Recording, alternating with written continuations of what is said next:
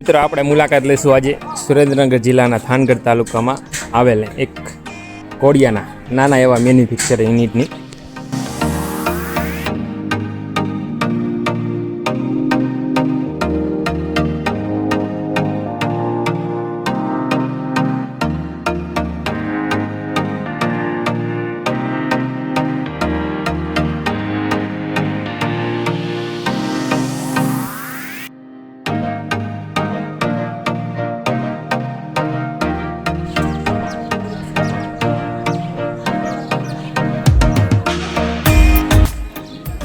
જય માતાજી મિત્રો, તો આપણે આવી ગયા છીએ નાના એવા મેન્યુફેક્ચર યુનિટમાં જે કોડિયા માટેનું છે.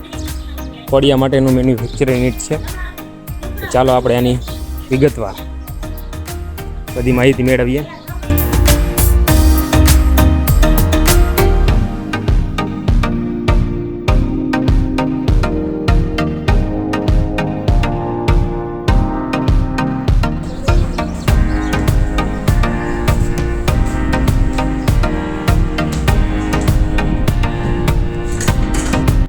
આ રીતે આ કાચું મટીરિયલ આવે છે, જેના આ રીતે બ્લોક પાડવામાં આવે છે પહેલાં. પછી આ બ્લોકનો ઝીણો છોલ કરવામાં આવે છે. તેનું મશીન આ તરફ છે.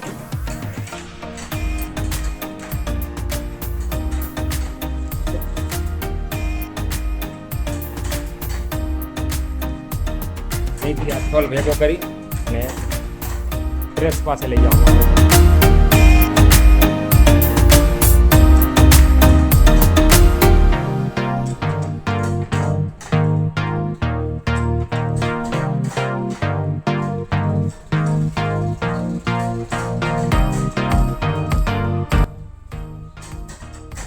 પ્રેસમાં આ રીતે અલગ અલગ ડિઝાઇનના કોડિયા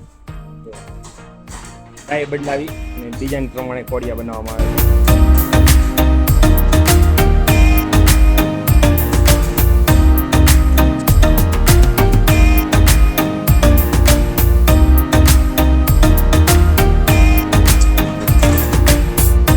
કોડિયાના આ રીતે પછી પાટલા ભરી અને બહાર લઈ જવામાં આવે છે. બહાર પછી આ રીતે દિવસમાં સૂકવવામાં આવે છે. આ તરફ સુકાય છે અને સુકાઈ જાય પછી તેને ભઠ્ઠીમાં પકાવવામાં આવે છે. તો ચાલો આપણે એ પણ જોઈ લઈએ. અહીંયા તમે જોઈ શકો છો, આ ભઠ્ઠીમાં અત્યારે કોડિયાનો માલ કાઢેલો છે અને આ તરફ ભરેલી છે. નીચેથી કોલસી નાખી અને એને પકાવવામાં આવે છે. અને આ તરફ પાકેલા કોડિયાની વેરાયટી છે. તમે અવાજ જોઈ શકો છો. પાકી ગયા પછી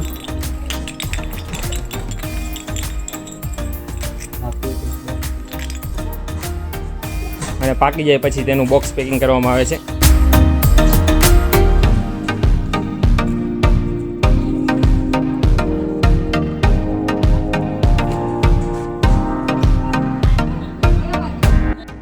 તો મિત્રો, તમને અમારો વિડીયો કેવો લાગ્યો એ કમેન્ટમાં જણાવતા જાઓ અને અમારી ચેનલ સબસ્ક્રાઈબ કરતા જાઓ.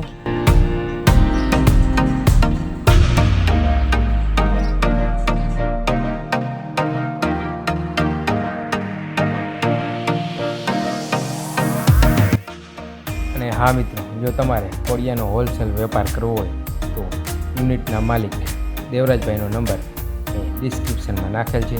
ત્યાંથી તમે તેનો સંપર્ક કરી શકો છો. તો મળીએ ફરી એક આવા જ વિડીયો સાથે. ત્યાં સુધી સૌને જય માતાજી, જય ભારત.